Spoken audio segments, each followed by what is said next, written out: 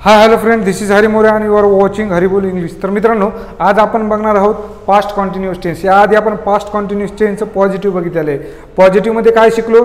मी हे करत होतो, मी अभ्यास करत होतो, मी शाळेत जात होतो, मी बोलत होतो, मी भांडत होतो, ह्या सिच्युएशन सांगायच्या असतील तर जसं की माझे बाबा मला भेटले त्यावेळेस मी बाजाराला जात होतो, मी शाळेत जात होतो, हे वाक्य जर बोलायचे असेल तर पॉझिटिव्हमध्ये सांगतो. पण निगेटिव्हमध्ये काय सांगायचं?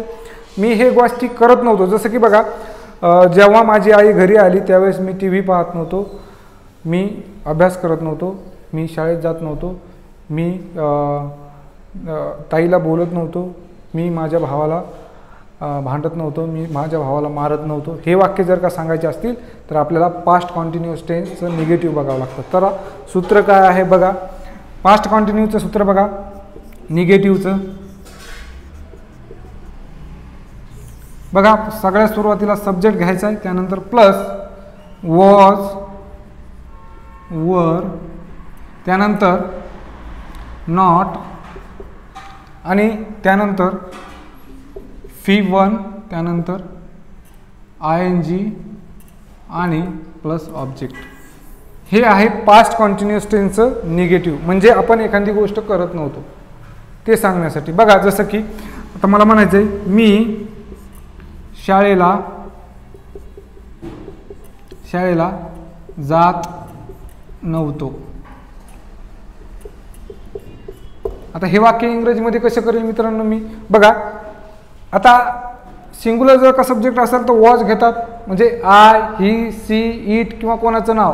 राजू शाळेला जात नव्हता, शीतल शाळेला जात नव्हती, त्यावेळेस वॉज घेतात. म्हणजे एक जण असेल तर वॉज घेतात आणि अनेक जण असतील तर वर घेतात. जसं की बघा, वी, ही, वी, यू, दे. म्हणजे प्लुरल जर का नाऊन असेल तर आपण वर घेतो. त्यानंतर बाकी सूत्र जशाल तसं. जसं की बघा, आता आयसाठी आपण मीसाठी आय घेतो, आय.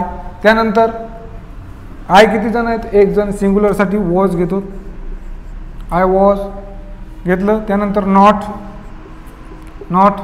आता सगळ्यात महत्त्वाचं काय असतं? व्हर्ब आणि ING. बघा, व्हर्ब काय आहे? जाणे. गो म्हणजे जाणे, गो. आता गो व्हर्बला ING लावायची. बघा, गो ING, गोईंग टू, कुठे?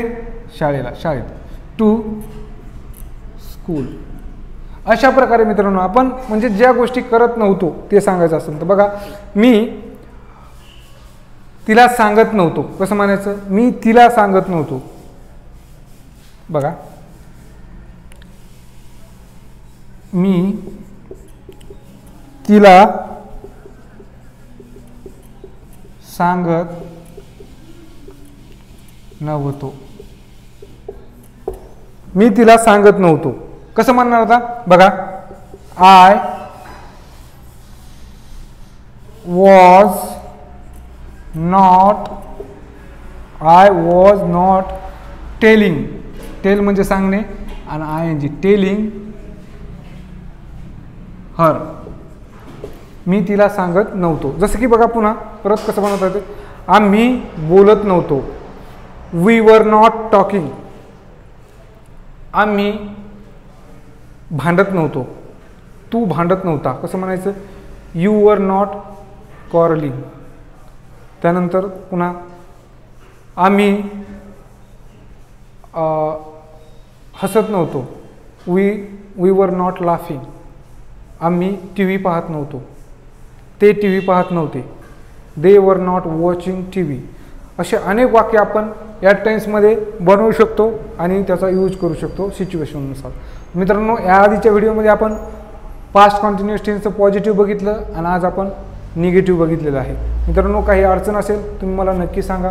जर का तुम्हाला subject, verb, not, V1, ING काय असतं माहीत नसेल तुम्ही याआधीचा व्हिडिओ बघा, भाग 1 पास्ट कॉन्टिन्युअस टेन्स, तुम्हाला नक्की समजून जाईल.